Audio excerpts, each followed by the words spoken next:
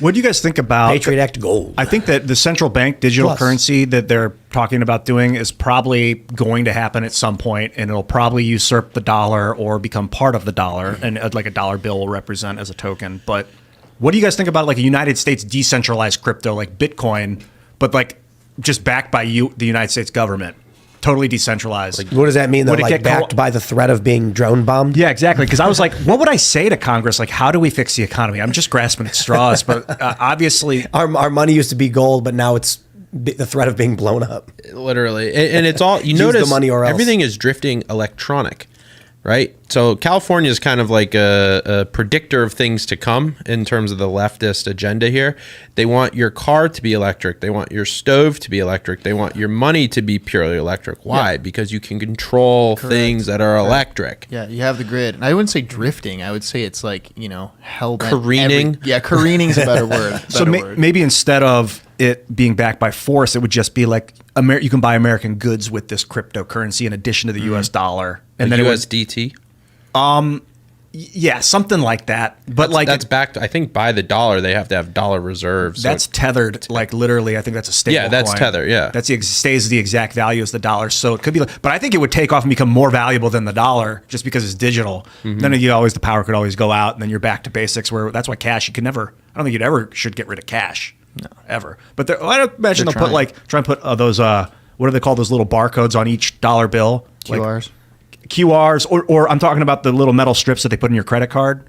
They're they're printed from like foil, but they can magnetically measure where you're at and all that, track you. Well, there's also a war on cash, and many places already have stopped accepting it in many everywhere. Many businesses as well, and they don't have the exact change for it. And I have a better idea.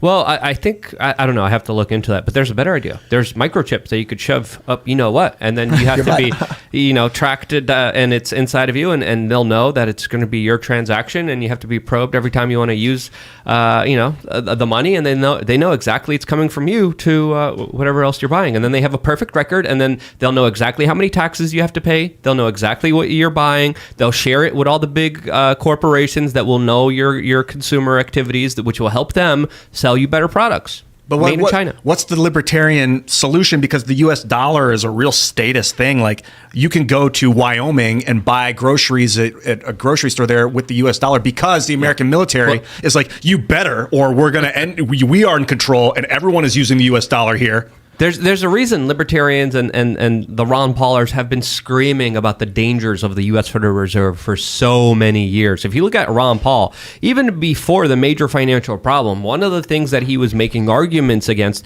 is the Federal Reserve printing money out of thin air. This was before 2008. That it has been a staple position of many libertarians, of many anti-statists, saying, hey, this creature from Jekyll Island is a big problem because they could literally create inflation, they could create deflation, but they know what's going to happen, so they could game the market, so they are always the winners and you will always be the loser.